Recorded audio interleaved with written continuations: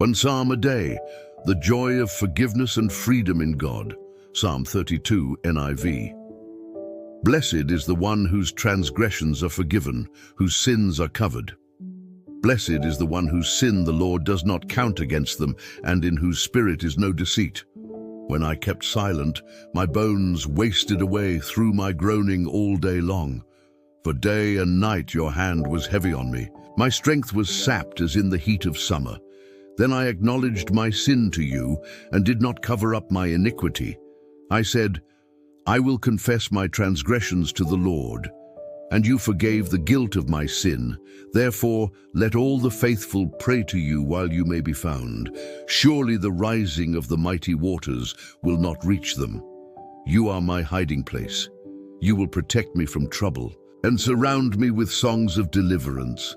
I will instruct you and teach you in the way you should go. I will counsel you with my loving eye on you. Do not be like the horse or the mule, which have no understanding but must be controlled by bit and bridle, or they will not come to you.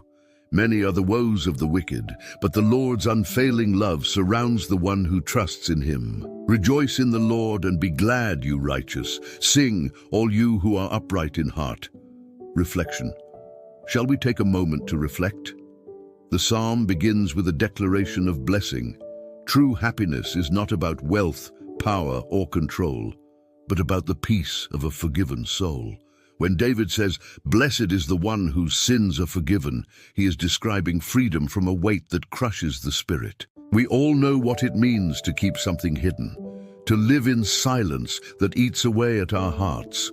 The psalmist compares this to bones wasting away and strength fading like heat in summer. This is the burden of guilt. But then comes the turning point. Confession, the simple act of admitting our brokenness before God, transforms the entire story. Where there was heaviness, there is now relief. Where there was shame, there is now peace. Forgiveness is not only possible, it is promised. David also speaks of God as a hiding place, a refuge where safety is guaranteed. This image is powerful. In a world filled with storms and floods, God becomes the place where we are secure, surrounded by songs of deliverance. The psalm goes further. God doesn't only forgive, he also teaches and counsels. His loving eye remains upon us, guiding us away from the stubbornness that keeps us bound. Like a wise shepherd, he calls us not to resist, but to follow willingly. This psalm ends with a clear choice: live under the weight of wickedness or embrace the joy of God's unfailing love.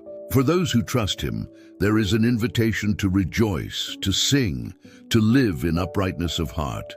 So Psalm 32 is not only about forgiveness, but also about freedom, guidance, and joy. It shows that confession is not weakness, it is the gateway to healing.